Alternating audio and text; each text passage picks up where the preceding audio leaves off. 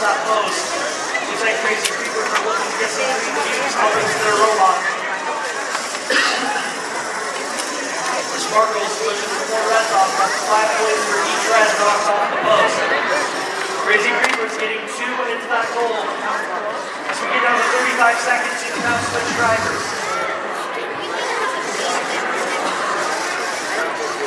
The Sparkles pushing some reds around. They're going to go for that full part into the goal. You get 25 seconds to must switch if you have it.